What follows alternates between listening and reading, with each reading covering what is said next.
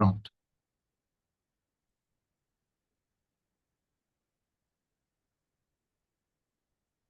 Quando a senhora quiser, professora, já estamos prontos. Bom, gostaria primeiramente de dar as boas-vindas a todos e agradecer ao Padre Fábio o convite para poder partilhar com vocês um pouco das riquezas da Palavra de Deus, em particular agora em vista do mês da Bíblia, no mês de setembro, que tocará o tema do livro de Ezequiel. Vamos ver o panorama histórico no qual se desenvolveu o ministério deste profeta. O profeta sempre fala para a sua época, embora a palavra que ele transmita não seja unicamente dele, aliás, não é dele, ele é um mensageiro. A palavra que ele transmite é a palavra de Deus, e essa palavra, então, vale para todos os tempos. No entanto, ela está enraizada naquele momento, evidentemente, em que o profeta está vivendo. Então, o tema que nós vamos aprofundar hoje é a questão histórica que está por trás da atividade de Ezequiel.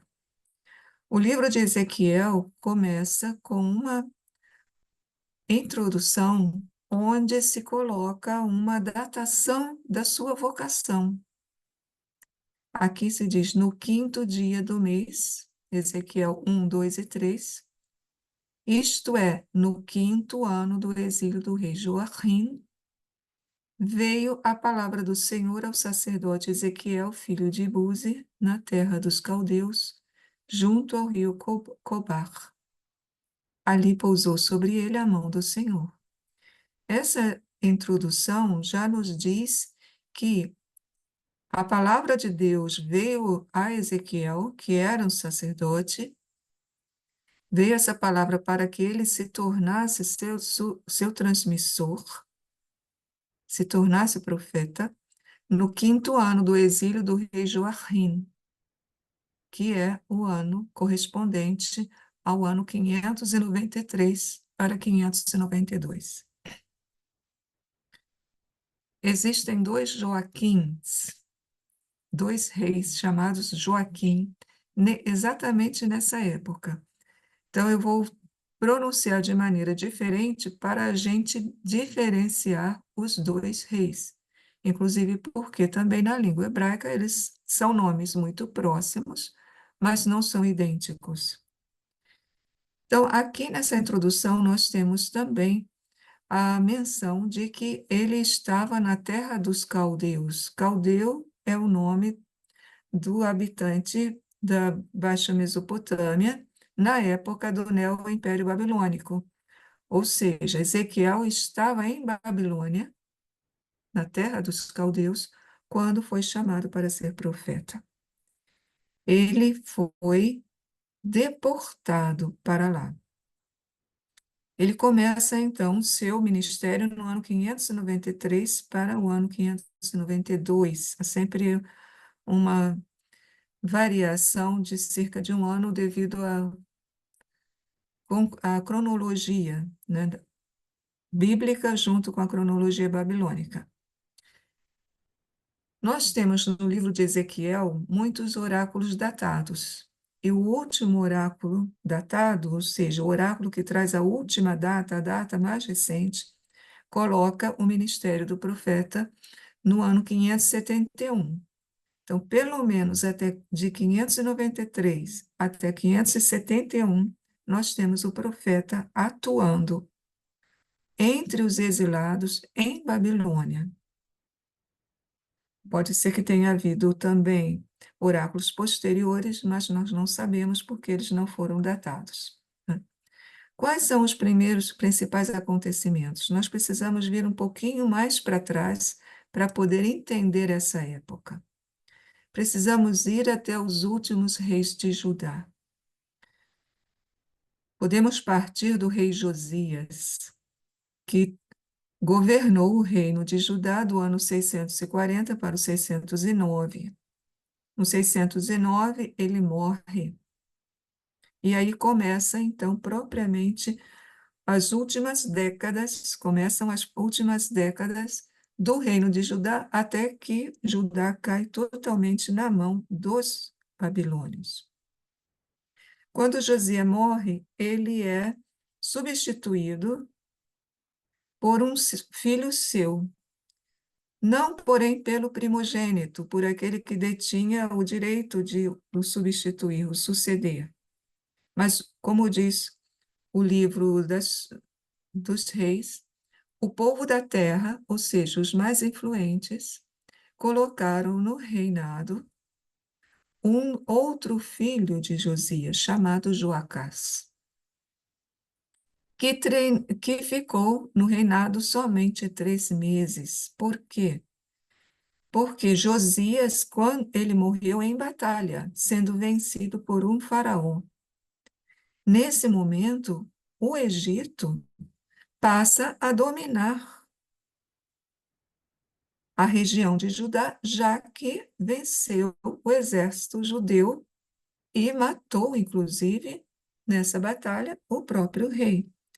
Então, o povo da terra entronizou um filho de Josias chamado Joacás, mas os egípcios, o faraó egípcio Necau, ou Neco, o substituiu pouco tempo depois, cerca de 3 meses depois, pelo filho mais velho, que era então chamado Joaquim.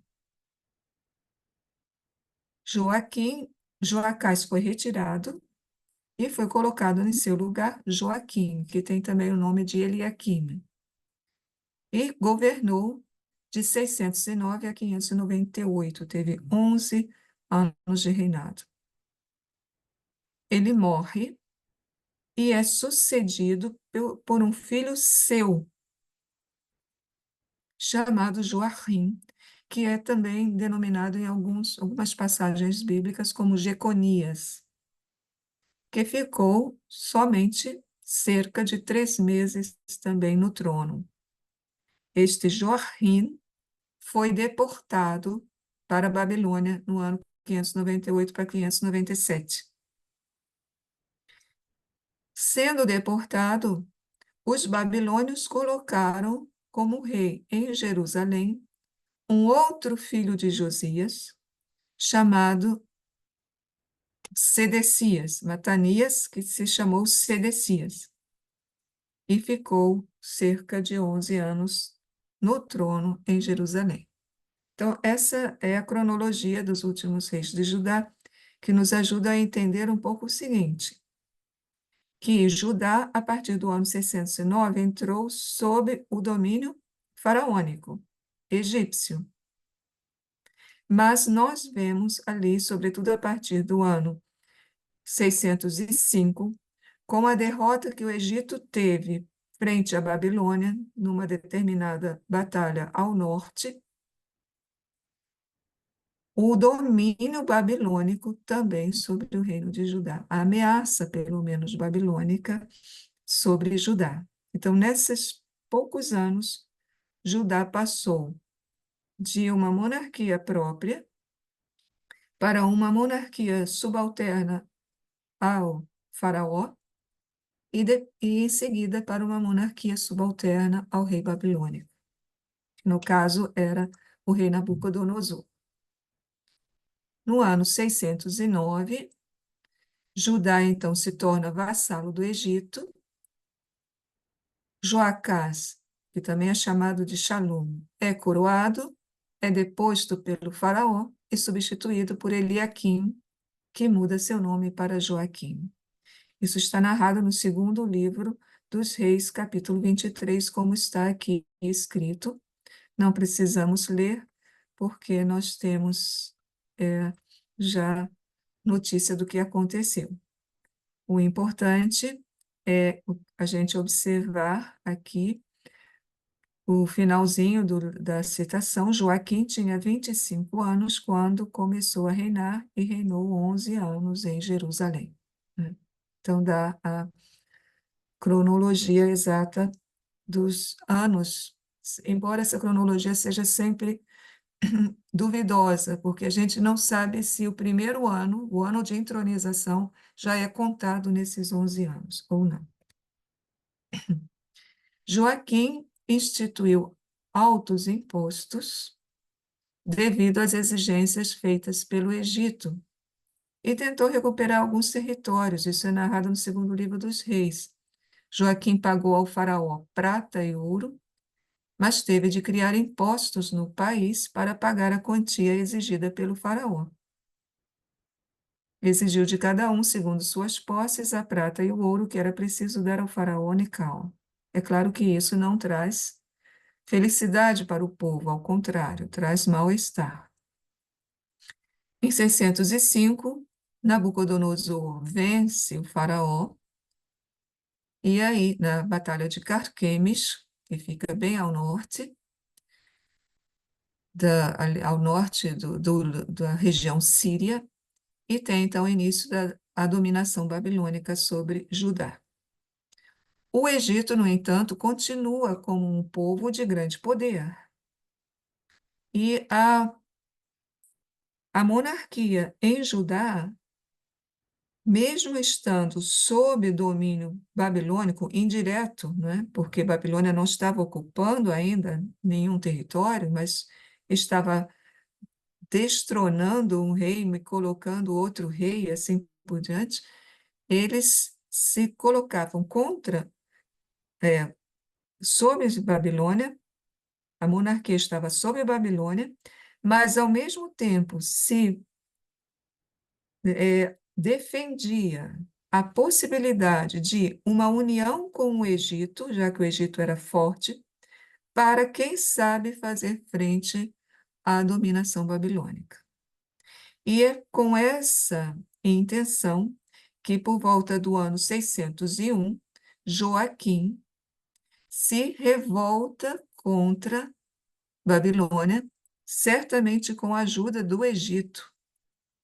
É o que está narrado no segundo dos Reis 24:1. Nabucodonosor, rei de Babilônia, então, como reação a essa revolta, marchou contra ele, e Joaquim lhe esteve sujeito durante 3 anos, e depois se revoltou de novo contra ele. Então foram duas revoltas, na verdade. Em 598, na segunda revolta, Nabucodonosor vem contra Judá. Joaquim morre, o rei Joaquim morre nessa ocasião. Vamos ver isso um pouco no próximo slide. E sucede-lhe o seu filho Joachim, que se entrega quase imediatamente aos babilônios. Ele reinou durante 3 meses somente, né? E logo foi tirado por Nabucodonosor e enviado como deportado para a Babilônia. É a data da primeira deportação, na qual o profeta, o sacerdote Ezequiel, também vai e depois será chamado como profeta.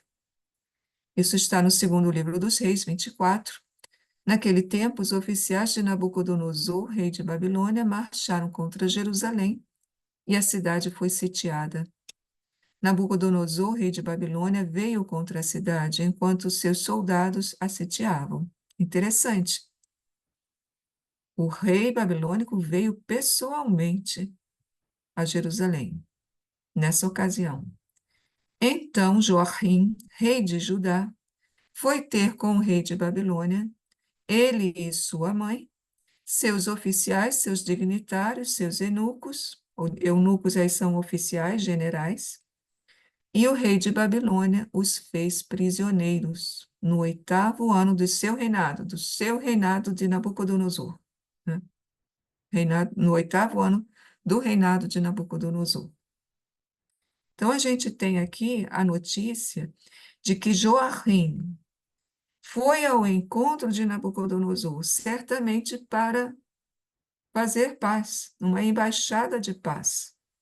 Porém, o rei de Babilônia não aceitou e aproveitou e prendeu Joachim e todos os que estavam ao redor dele e os mandou deportados e mandou também outros, evidentemente, outras cabeças pensantes que não estavam ali, mas que foram também deportadas. A crônica babilônica, que nós temos hoje em tradução inglesa, né, traz umas notícias interessantes sobre isso, né?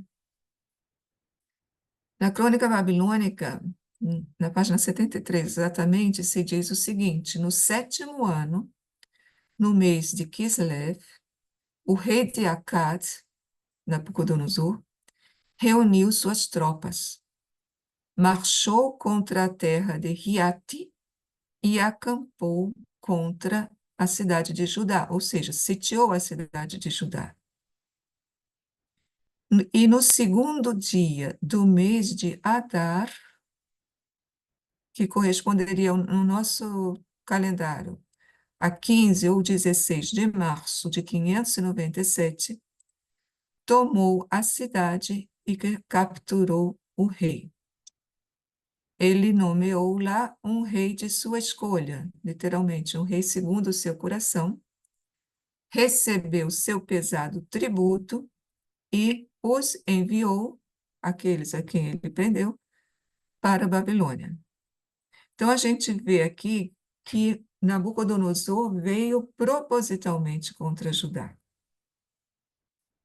O primeiro objetivo da sua vinda era propriamente tomar a cidade de Jerusalém. E ali colocar um rei que fosse favorável e não se revoltasse mais contra ele, né? É provável que Joaquim tenha morrido antes do cerco da cidade. Por quê? Porque se diz que Joaquim reinou somente 3 anos. 3 meses, desculpe. 3 meses. A cidade foi tomada em março. Então, Joaquim deve ter entrado no poder no final do ano anterior. No final do ano, no nosso calendário, em dezembro do 598. E aí, ou no máximo em janeiro, no máximo em janeiro de 597, o mais provável, como são 3 meses, inclusive passando um pouco de 3 meses, seria no nosso calendário, de dezembro do 598. Se ele entrou no dezembro de 598, isso significa que o seu pai tinha morrido em dezembro ou um pouco antes. Então, é muito possível, muito provável, que Joaquim, na verdade, não tenha morrido durante o assédio de Nabucodonosor, mas antes do assédio. Essa notícia da crônica babilônica dá essa precisão que falta ao livro dos reis. O livro dos reis diz simplesmente que Joaquim morreu nessa ocasião. O assédio de Nabucodonosor a Jerusalém, né, não deve ter demorado muito. A gente vê aí que ele veio no 7º ano e logo depois, no mês de Kislev, ele logo veio e tomou a cidade. Bom, o rei Joaquim, então, é deposto e deportado para a Babilônia, onde ele recebeu um tratamento favorável. Ele vai sobreviver, inclusive, um bom tempo lá. O rei Nabucodonosor vai morrer no ano 562, vai ser sucedido pelo seu filho Evil-Marduk, que vai anistiar Joaquim.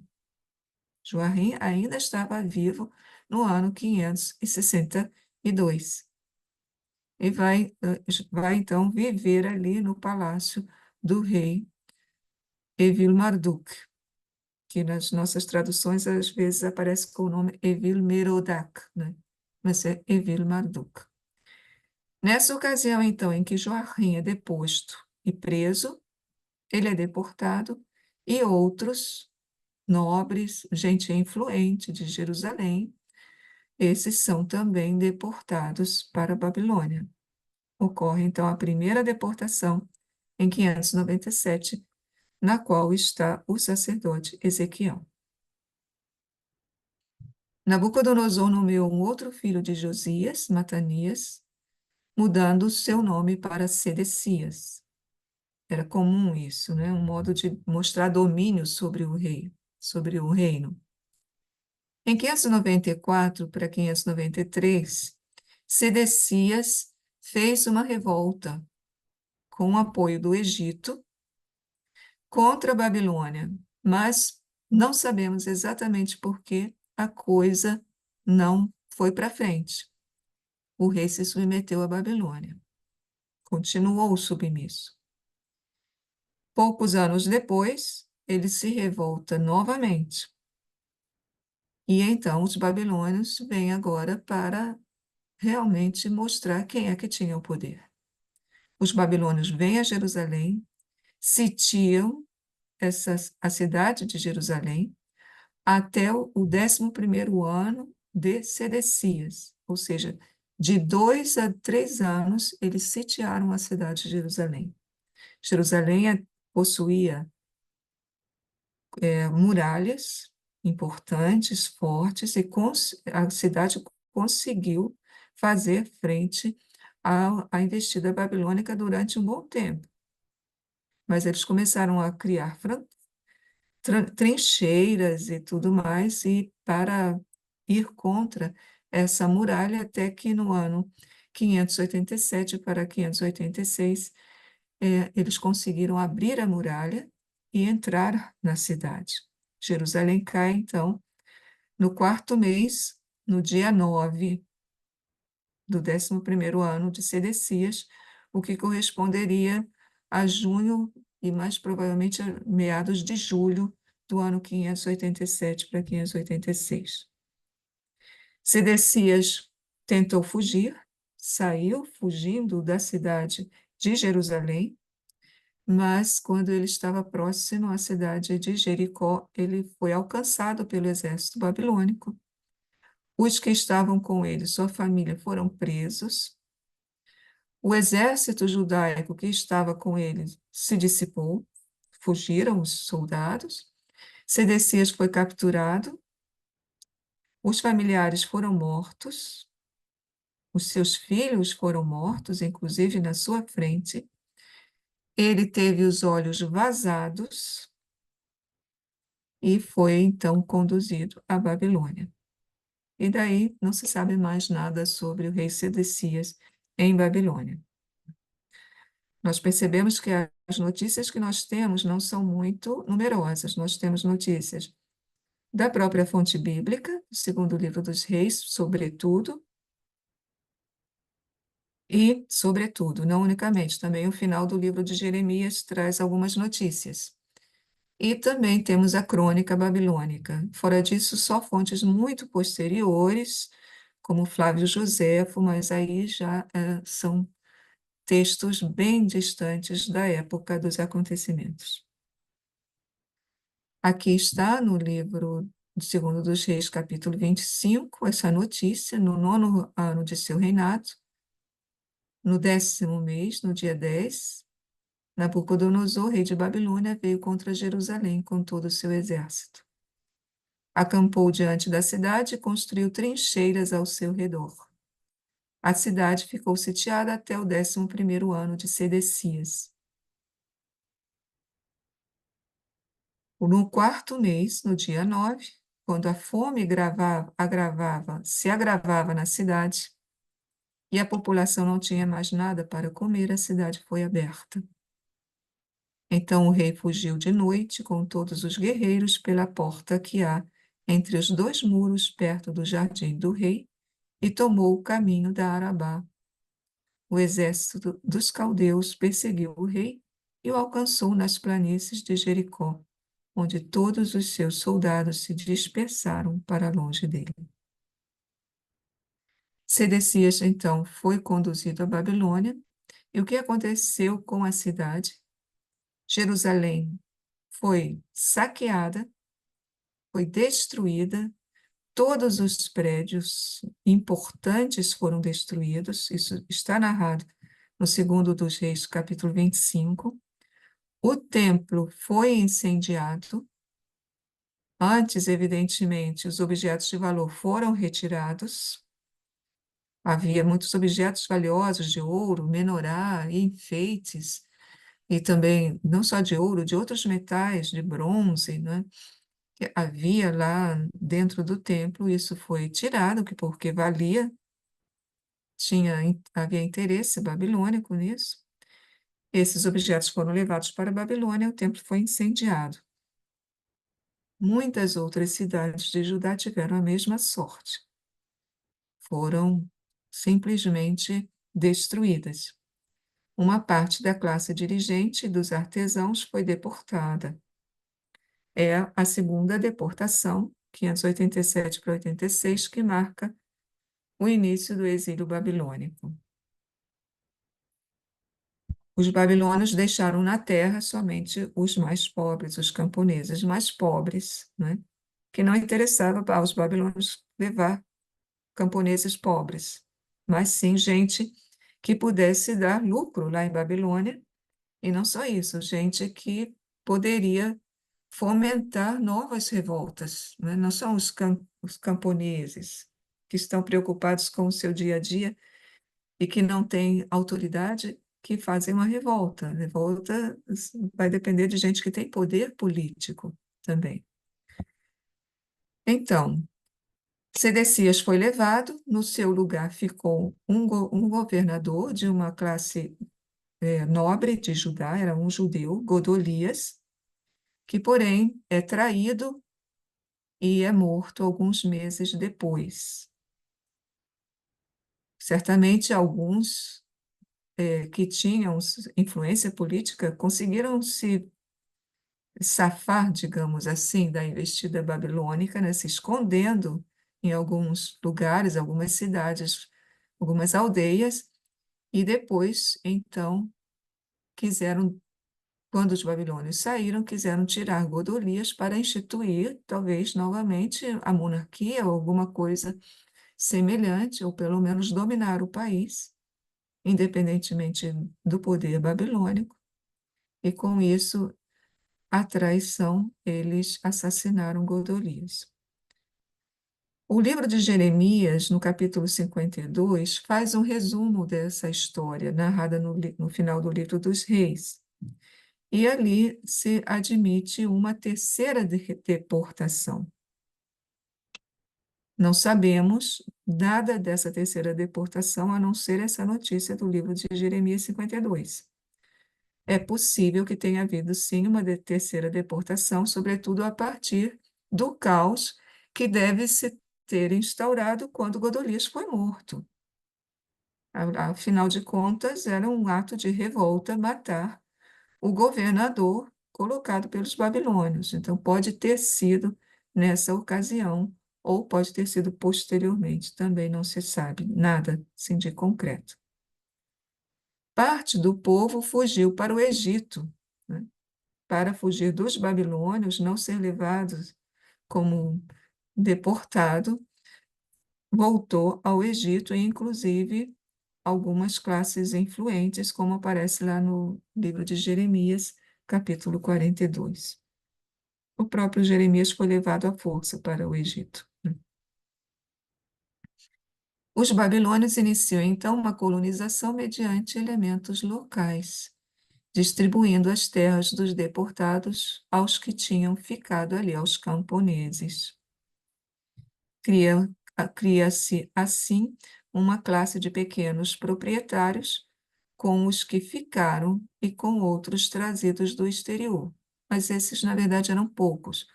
A maior parte era de gente que sempre vivia ali, judeus mesmo. Eles ocuparam as terras daquelas pessoas que foram deportadas. Aqui nós temos um texto, não é, que fala sobre isso. Um texto aqui do Salmo 78 ou 79, que faz a lembrança desses acontecimentos. Invadiram vossa herança os infiéis, profanaram ao Senhor o vosso templo. Jerusalém foi reduzida a ruínas.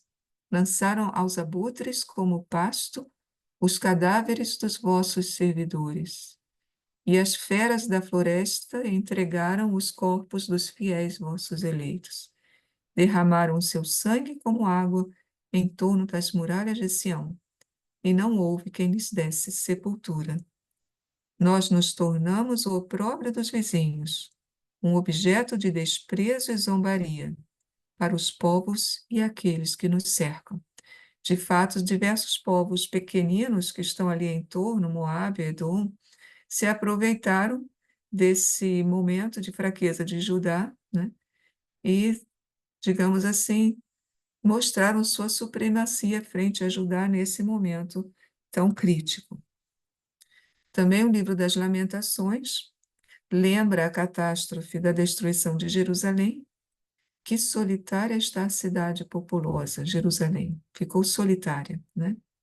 Sozinha ela está ali. Tornou-se viúva a primeira entre as nações, a princesa das províncias em trabalhos forçados, os deportados, né? Passa a noite chorando, pelas faces correm-lhe lágrimas, e não há quem a console. Judá foi desterrada, humilhada, submetida à dura servidão. Hoje habita entre as nações, sem encontrar repouso. Ou seja, está falando dos deportados, né? Estão não mais na sua própria terra, mas em terra estrangeira. No mesmo livro das Lamentações, nós temos uma descrição terrível desses acontecimentos da vinda do exército babilônico. A língua do lactente colou-se de sede ao seu palato. O segundo livro dos Reis falava de fome, né? As criancinhas pedem pão, não há ninguém que lhe o parta. Os que comiam iguarias desfalecem pelas ruas. Os que se criaram na púrpura apertam-se no lixo. A falta da filha do meu povo é maior do que os pecados de Sodoma, que foi arrasada num momento onde as mãos não se cansaram. É claro que a explicação última para o povo de Judá era a explicação teológica religiosa.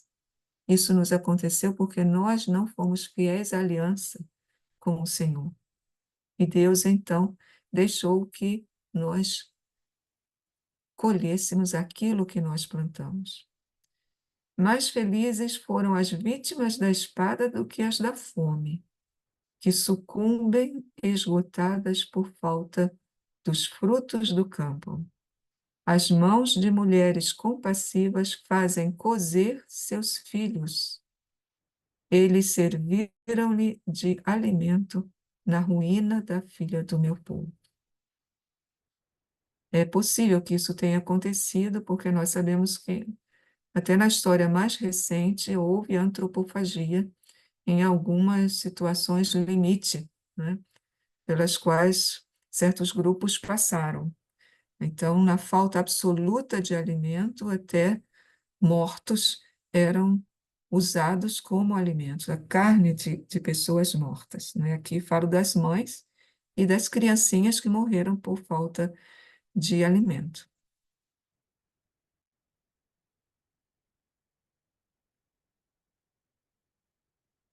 Aqui houve um fechamento inesperado, eu não fechei essa janela, mas eu vou abrir novamente. Houve um erro aqui no Zoom, tá?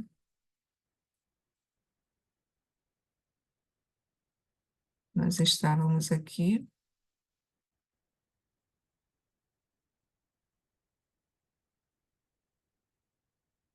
exatamente nós estávamos aqui.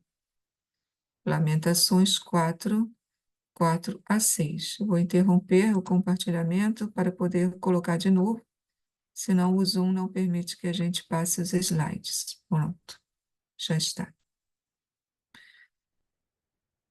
Não, novamente deu erro. Novamente o erro aí. Eu vou seguir, então, sem abrir a tela inteira.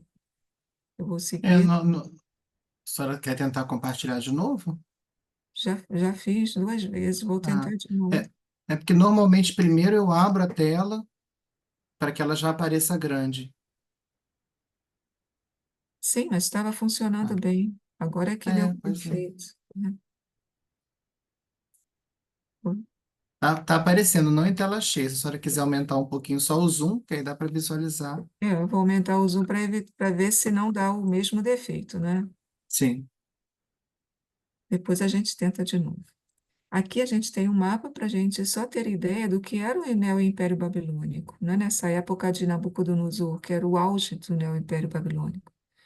Babilônia está aqui, nessa região aqui, mais ao sul da Mesopotâmia, a cidade de Babilônia, que dá nome a todo o império. Depois, o que está em verde é o novo Império Babilônico, ou seja, dominou até a parte norte e, inclusive, chegou na fronteira do Egito, né? Não dominou o Egito, a Babilônia nunca fez isso. O reino do Egito permaneceu independente. Porém, né, o Império Babilônico foi de grandes dimensões, evidentemente.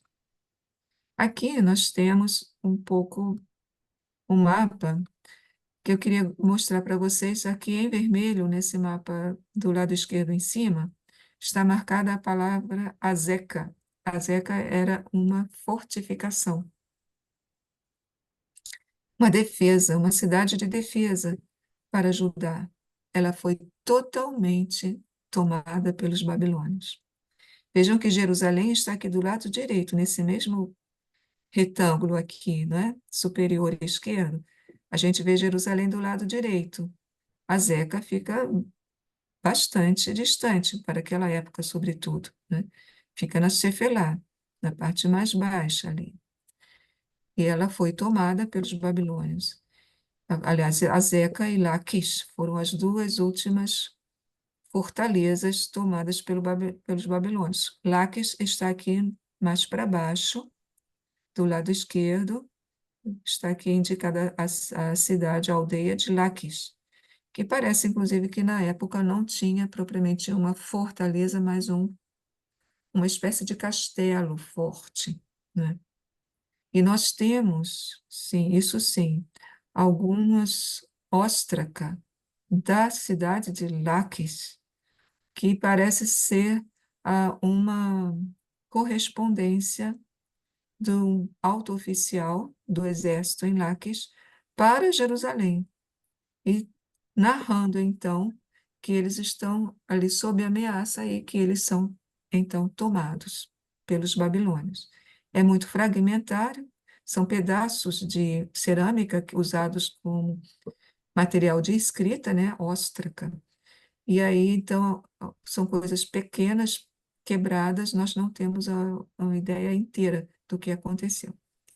Mas temos sim alguns documentos aqui da cidade de Laquis, que tem um valor imenso para a gente perceber a dimensão da conquista babilônica. Aqui embaixo nós temos a Laquis atual, né, com as escavações que estão ocorrendo lá. Vamos ver então como é que isso aconteceu, na verdade, né? Havia grupos políticos na época de Sedecias. Um partido nacionalista, ou seja, que defendia uma monarquia davídica e pregava revolta contra a Babilônia e procurava apoio do Egito. Aqui tem os chefes, nós não vamos olhar tudo por causa do nosso tempo, mas esse partido nacionalista tinha apoio das famílias nobres de Jerusalém e possivelmente também das famílias nobres que tinham sido deportadas. Também os exilados estavam sob a influência do Partido Nacionalista, né? A gente vê, por exemplo, quando Jeremias, no capítulo 29 do seu livro, traz uma carta desaconselhando as pessoas a esperarem a voltar logo. Não, não voltem logo, não, né? Vocês fiquem aí mesmo. Vocês estão pensando que vão voltar logo? Que vai haver uma nova revolta? Não vai acontecer isso, não. Fiquem por aí mesmo, vocês vão ficar por muito tempo. Então, essa notícia mostra que havia essa ideia de que em breve eles conseguiriam voltar para a sua terra. Havia também o partido do que nós chamamos os reformadores, que era um partido pró-babilônico, sobretudo ligados ao escriba Safã, chamados Safânidas, né? Aqui eu estou me baseando no Alberts. Ele fala exatamente da importância desses Safânidas na reforma religiosa de Josias, e então esses reformadores, eles queriam, na verdade, uma, não uma revolta contra a Babilônia, mas simplesmente uma ordem social. E, portanto, poderíamos ficar submetidos à Babilônia sem problema nenhum. A reforma tinha um cunho anti-monárquico em favor de uma monarquia constitucional, mas no sentido de uma igualdade social, de uma justiça social, conforme prega o Deuteronômio, né? Então, não interessava a revolta, interessava simplesmente submeter-se à Babilônia, né? Qual era a posição de Ezequiel? Ezequiel não aceita a esperança nacionalista. Isso a gente sabe muito bem por alguns textos que nós vamos ver logo a seguir. Primeiro, porque essa esperança nacionalista estava baseada em falsas confianças. Bom, Deus mora em Sião, Deus vai defender Sião, Deus vai garantir o templo, mas deixava de lado a observância da lei, a observância da aliança, a observância da conversão, melhor dizendo, né, inclusive, né? Ezequiel vê que isso não dá certo. Inclusive, ele fala que Deus, a glória de Deus, ou seja, Deus está se retirando do templo de Jerusalém, vai deixar vocês sem proteção nenhuma. E, inclusive, isso politicamente era garantido, não havia como se revoltar contra a Babilônia, porque o Egito, nessa época, frente à Babilônia, era muito fraco. Nós temos vários oráculos do livro de Ezequiel contra o Egito, mostrando que o faraó não tinha mais tanto poder. E depois Ezequiel também defendia a submissão à Babilônia em vista de um tratado de vassalagem. Sedecias tinha feito um tratado de vassalagem com Babilônia, diante do Senhor, então tinha um caráter sagrado. Isso está lá no capítulo 17 do livro de Ezequiel. Então, Ezequiel defende, não só por uma questão política, o Egito fraco, mas também por uma questão de religião. Vocês fizeram uma aliança com o rei de Babilônia diante do Senhor. Então, assumam isso. Como estavam os exilados, né? Quantas pessoas foram exiladas? Segundo o livro dos Reis, 17.000 pessoas. Segundo o livro de Jeremias, 4.600 pessoas. Provavelmente o livro dos Reis conta homens, mulheres e crianças, e Jeremias conta só os homens, assim se entende. Claro que são números redondos, né? Os deportados, eles não estavam escravizados. A gente às vezes pensa que estavam escravizados como foram os hebreus no Egito. Não. Eles foram agrupados em aldeias, eles tinham relativa liberdade, podiam trabalhar, podiam fazer o seu culto, suas orações, né? Podiam adquirir bens, etc. Inclusive, muitos prosperaram. Nós sabemos que na época persa, alguns anos depois, havia judeus bastante ricos em Babilônia, né? Há nomes de judeus ricos nos arquivos do Banco Murashu, na cidade de Nippur, na Mesopotâmia. O rei Joachim, inclusive, como nós vimos, foi agraciado por Evil-Marduk, de modo que eles não estavam lá simplesmente como os hebreus no Egito. Isso é falso, né? Sob o aspecto cultural, no entanto, eles realmente encontraram uma cultura muito mais desenvolvida Nós temos a Babilônia, uma civilização que vem do segundo milênio. Temos mitos importantes, temos narrativas importantes, uma religião bem desenvolvida. Então, houve o contato com essa cultura babilônica, e com isso, com o tempo também, a língua hebraica dos judeus foi sendo deixada de lado, porque eles tinham que entrar em contato direto com os babilônios, e os babilônios, por sua vez, estavam deixando a sua língua antiga em favor da língua aramaica, que era muito mais fácil para a comunicação. Então, os próprios babilônios assumiram com o tempo o aramaico, e com isso os hebreus, os judeus que estavam ali em Babilônia também foram assumindo pouco a pouco a língua aramaica. Houve uma ênfase por parte dos sacerdotes que estavam em Babilônia no monoteísmo, para fazer frente aos mitos babilônicos, os grandes deuses, Marduk, Estar, e a deusa Lua e tantos outros deuses que havia lá em Babilônia. Aqui nós temos o portão de Estar, que existe, ainda hoje está de pé, né? A gente vê a magnificência do que era a cidade de Babilônia. Na época, exatamente na época de Nabucodonosor. Nessa outra foto, nós temos um outro portão, vemos a suntuosidade dessas lajotas, como que se fosse assim, uma espécie de vitrificação da cerâmica, né? Uma coisa bastante rica, o que mostra a pujança de Babilônia, com animais às vezes poderosos, leões, ou então animais mitológicos, ali, né, como entes decorativos. E aqui do lado direito, embaixo, vocês veem uma foto que, na verdade, é uma das portas de Babilônia, mas que foi trazida de Babilônia e está no museu em Berlim. Essa foto é interessante porque a gente vê as pessoas, né? E tem a ideia exata do tamanho do que era aquele arco ali de uma das portas da cidade de Babilônia.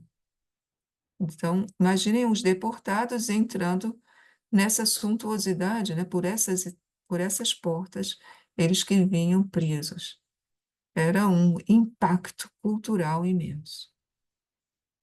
Quanto aos aspectos religiosos, nós vamos ter aí diversos elementos. Eu não vou entrar em todos os elementos por causa da nossa hora, que já está bem adiantado, mas o principal é: vamos cultuar mais a lei, vamos cultuar mais a nossa fé, vamos valorizar os sinais, os nossos sinais de pertença ao povo, a circuncisão, o culto no sábado, a pureza cultual, a lei e assim por diante.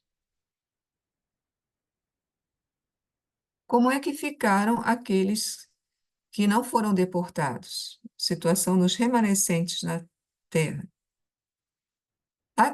As terras de Judá foram divididas pelos remanescentes. Isso, evidentemente, agradou aos pobres, aos camponeses, né? Mas quem perdeu as posses não gostou. Alguns ficaram ainda ali, porque conseguiram fugir, né? E no livro das Lamentações nós temos um testemunho disso. A nossa herança, ou seja, a nossa terra, passou a estranhos. As nossas casas passaram a desconhecidos. De outro lado, os mais pobres, os camponeses, ficaram felizes. E com isso, os babilônios também tinham uma política de abafar qualquer movimento que pudesse ser de revolta, que os camponeses pudessem ser aliciados por algum grupo. Eles não seriam aliciados, porque eles dizem: não, os babilônios foram bons para nós.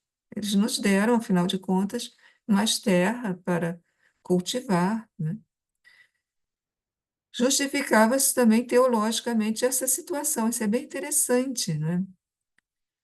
Quem foi desterrado foi considerado aquele pecador. O pecador foi desterrado, nós não fomos desterrados, então nós somos justos. Então, houve aí uma divisão religiosa.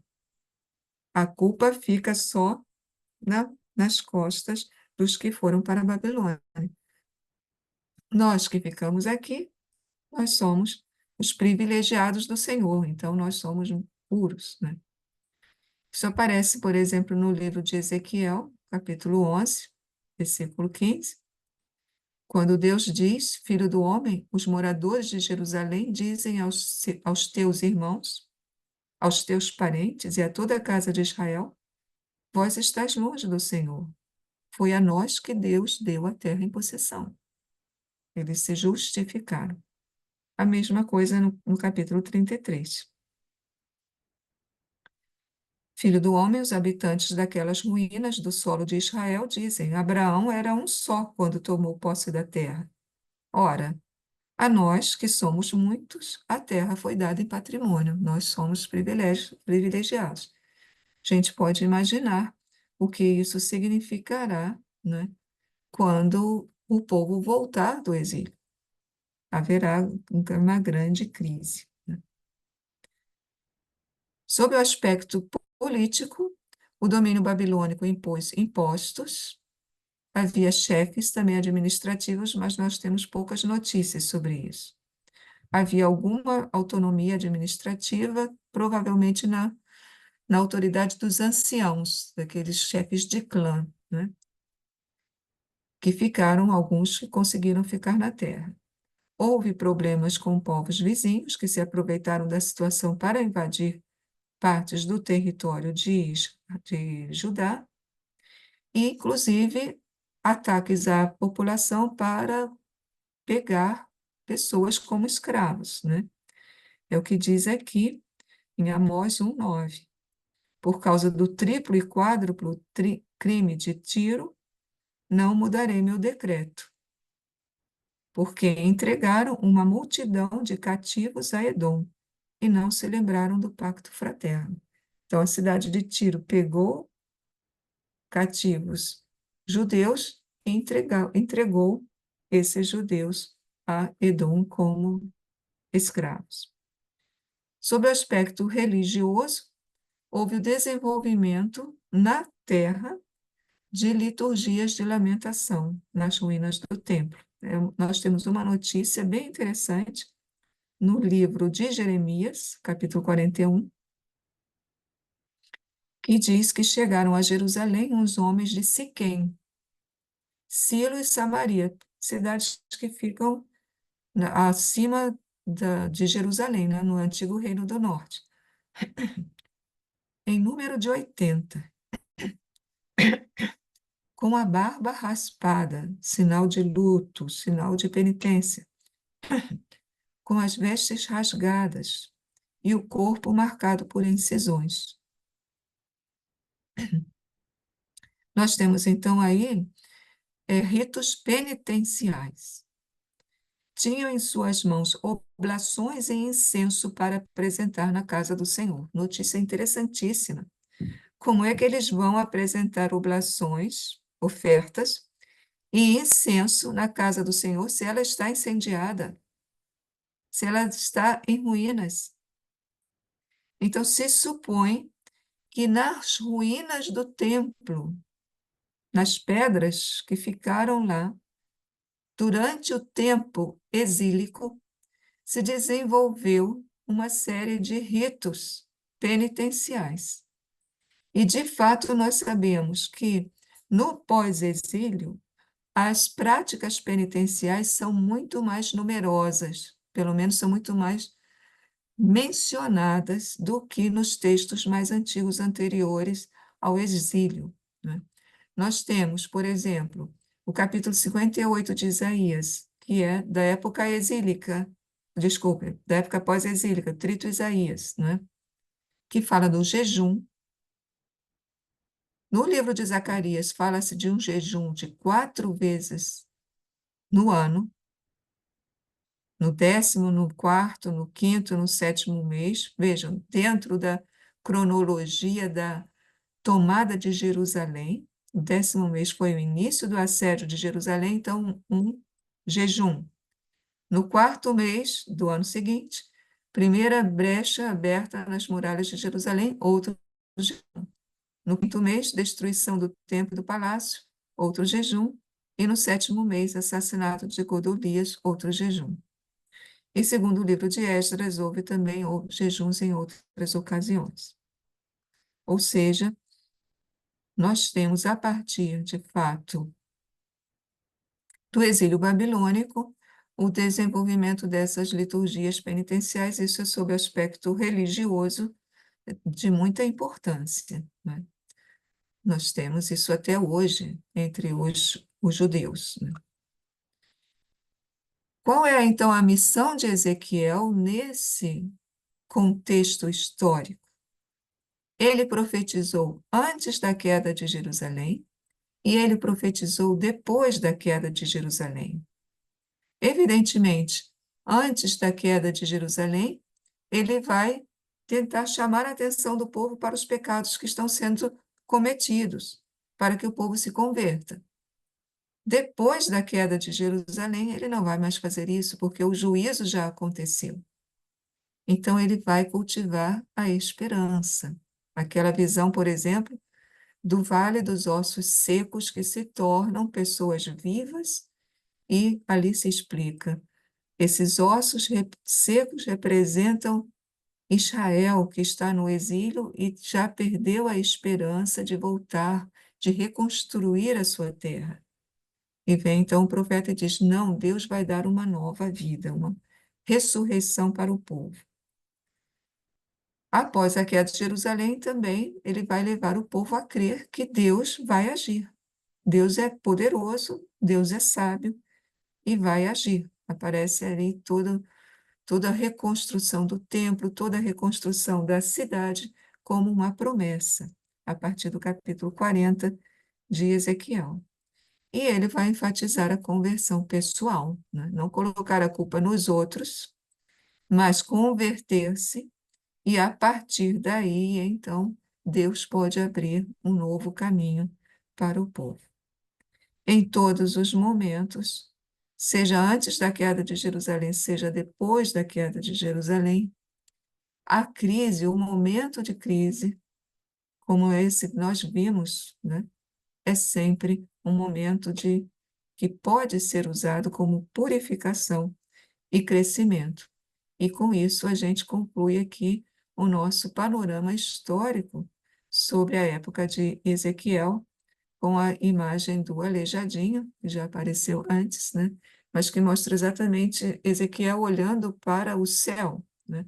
Como que extasiado diante da glória de Deus, que é o ponto forte da sua teologia, e anunciando: seja essa glória que está sendo vilipendiada, seja depois essa glória que vai se impor em seu poder, em sua sabedoria, e fazer a nação retornar ao seu lugar de origem e o povo, então, voltar a ser aquilo que ele é designado a ser, segundo o plano de Deus. Espero, então, que tenha sido útil essa visão histórica para que nós compreendamos melhor o livro de Ezequiel. Agradeço muito a atenção de vocês. Nós que agradecemos, professora Maria de Lourdes. Muito obrigado pela sua exposição tão clara, que nos ajuda a ter essa visão da localização do profeta na sua época, mas também o sentido teológico, embora muitos outros aspectos a senhora poderia nos iluminar e aprofundar, mas o tempo é muito curto para uma exposição tão rica e para pontos tão ricos de teologia como nós temos no livro do profeta Ezequiel. Eu vou agora encerrar a transmissão no YouTube e a gravação para que os alunos possam interagir 10 minutos com alguma pergunta que eventualmente eles têm.